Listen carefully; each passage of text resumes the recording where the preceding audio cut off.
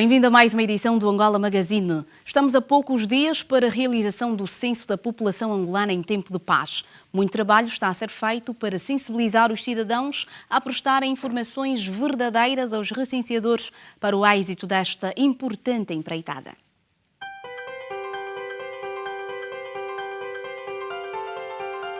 O ano de 2014 tem sido marcado pela realização de vários feitos que irão enriquecer de forma relevante a história do nosso país. Depois da celebração dos 12 anos de paz, das conquistas africanas e mundiais no desporto e de tantos outros, junta-se agora a esta lista de realizações o maior e o único inquérito sociodemográfico no país em tempo de paz, o Censo Geral da População e Habitação.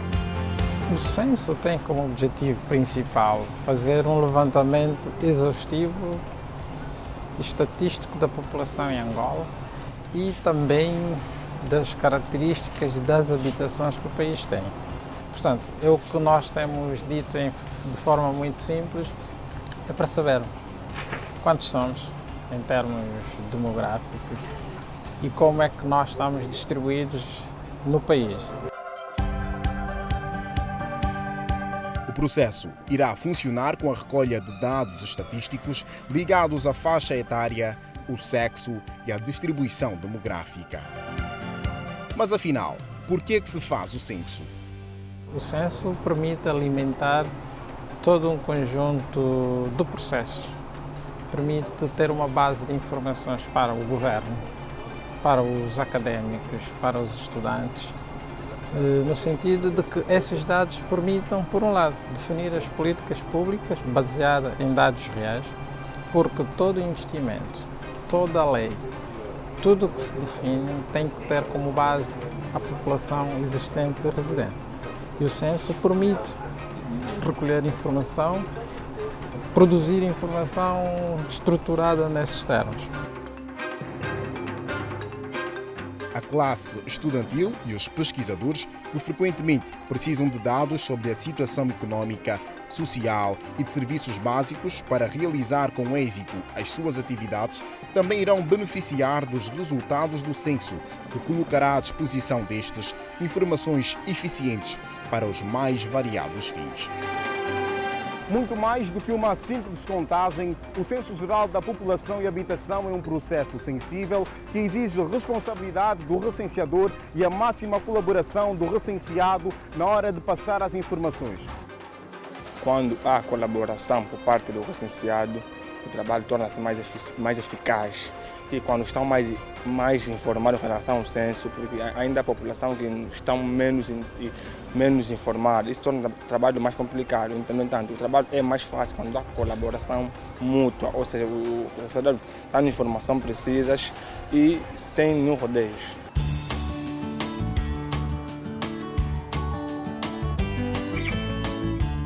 Os processos que envolvem multidões exigem sempre dos organizadores algumas explicações, e a primeira que se dá é sobre a escolha do mês de maio para a realização do censo. Isso tem uma certa história.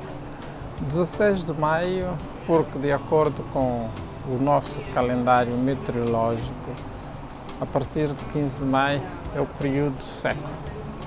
Embora sabemos que ainda em algumas zonas os efeitos da chuva ainda se vai fazer sentir, mas o facto é que este é o período seco, o período cacimbo, e considerando o facto de que nós temos zonas de difícil acesso e porque nessa altura é mais fácil a mobilidade das pessoas, então foi escolhido este período de 16 de maio a 31 de maio.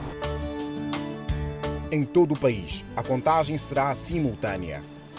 Antes da recolha de dados, foi realizada uma atualização cartográfica que permitiu fazer um levantamento dos locais habitáveis e produzir mapas das secções censitárias, ou seja, das áreas de trabalho dos recenseadores. É este trabalho prévio que permite a realização da campanha em apenas 15 dias.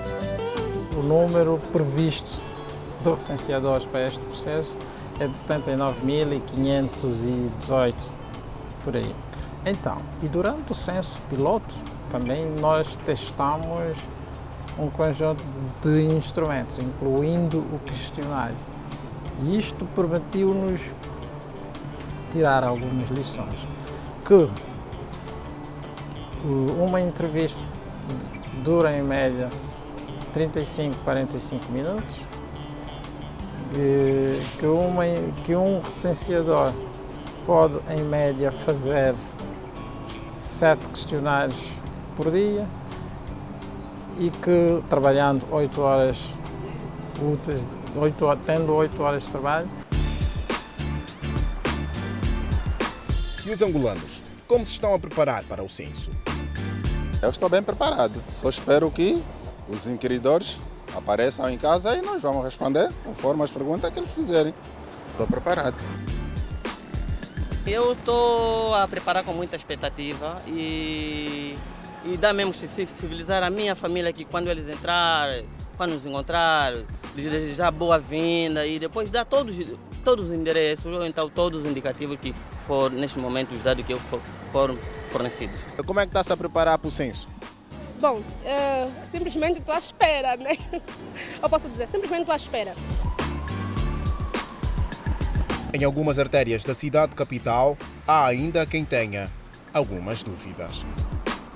Em caso de a pessoa estar no seu local de trabalho e chegar aos inquiridores, eu devo dar as minhas informações no local de trabalho ou devo dar as informações em casa, primeiro?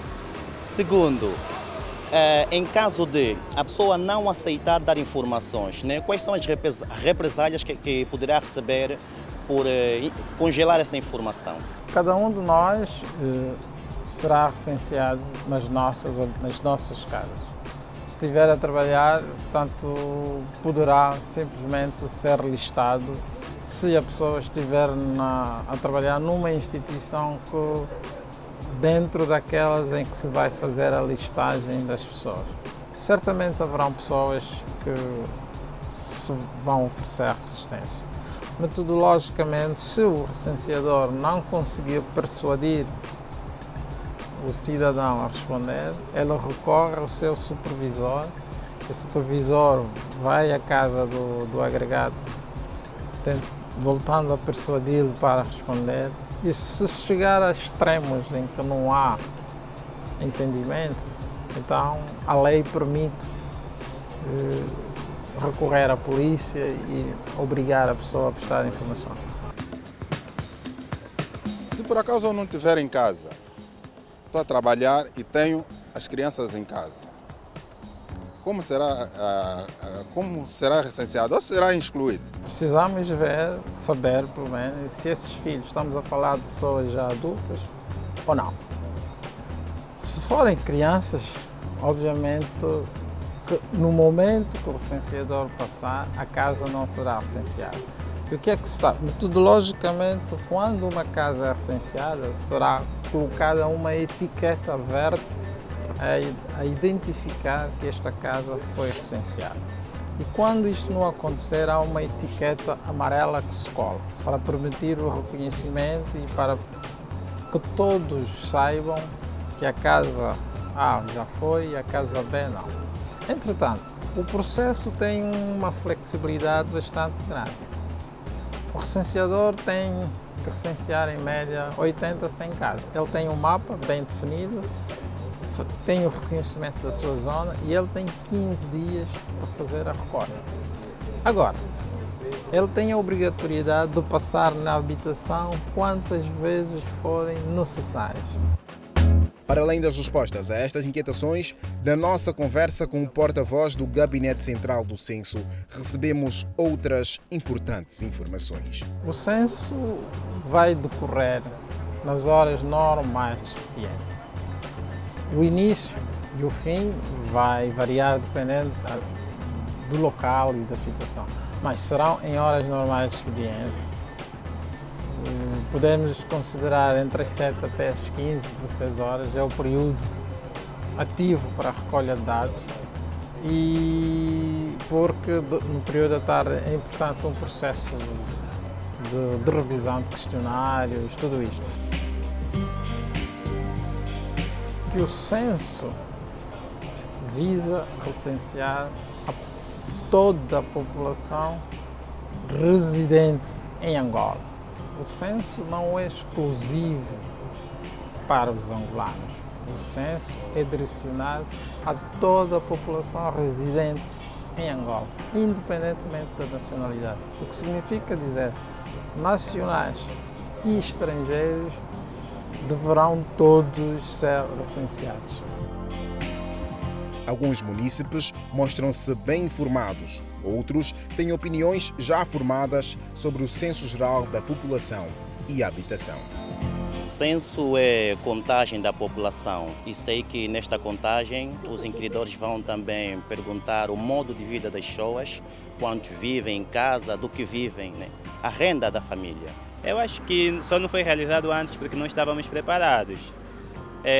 Houve o fator guerra, agora há 12 anos de paz. Acho que é o momento exato para nós podermos fazer esse censo, para termos controle real da população que vive em Angola. Muita gente veio de fora, né, para cá, voltou para o país. Acho que é o momento certo para fazer o censo. Sabendo quantos somos e como vivemos, vamos poder melhorar as condições das populações, ou melhor, o governo vai saber com precisão quais são as necessidades da população angolana. Toda a informação recolhida durante os inquéritos é confidencial e será usada apenas para fins estatísticos.